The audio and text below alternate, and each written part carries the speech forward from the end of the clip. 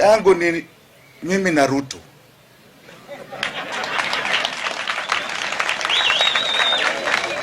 So nikisimama hapa mjue mimi nazungumzia hata yeye, si ndio? Ndio unaona nazungumza hii Swahili. Haya. Munaona giza ama munaona taa kwa uchumi huku mbele? Giza ama taa? Giza ama taa? Bas, hiyo ndio vita yangu na Ruto. Hiyo ndio vita yangu na Ruto.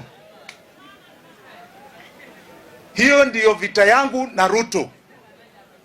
Wale watu ambao wanaumia zaidi ni watu ambao walimpatia kura.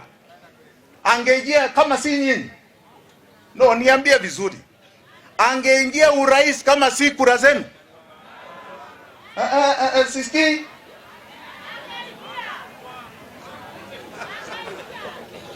Na muko na pesa mfukoni ama hamuna?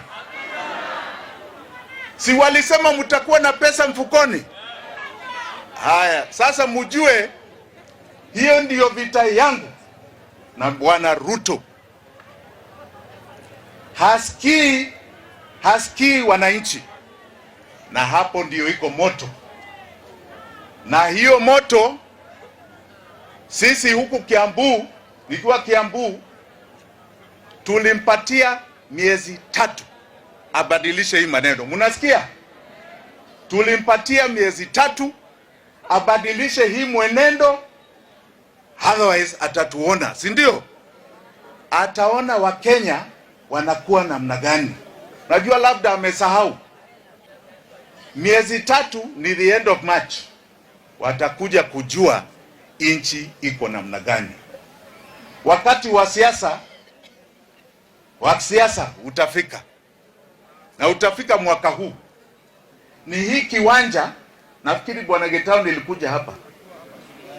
Nilikuja hapa nika launch kampeni yangu Mwea na Kirinyaga. Lakini Chibukati alinikata huku mbele.